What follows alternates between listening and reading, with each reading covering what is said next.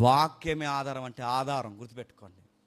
దారులు మూసుకుపోయి, పరిస్థితులు మూసుకుపోయి, ప్రపంచం అంతా కలుషితమైపోయి, అధికారాలు మారిపోయి, ఇబ్బందులు పెట్టే మనుషులు రోజు రోజుకి మనకి ఎక్కువైపోయినప్పుడు, ఏంటి ఈ పరిస్థితి నాకు అర్థం కావట్లేదు అన్నప్పుడు నువ్వు లంగర్లాగా ఒకే ఒక్కటి పట్టుకుని బ్రతకాలి. ఆ లంగర్ లాంటి మాట అని చెప్పిన వాక్యం.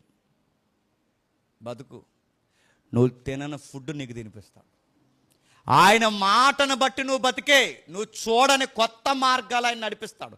ఆయన మార్గాలు నువ్వు చూడాలనుకుంటే అసలు నీ దారులన్నీ మూసుకుపోయినప్పుడు అనుమానించడం మానే, మూలుగులు మానే, ఇంతకు ఎలా జరుగుతుందని నీరసించిపోవడం మానే.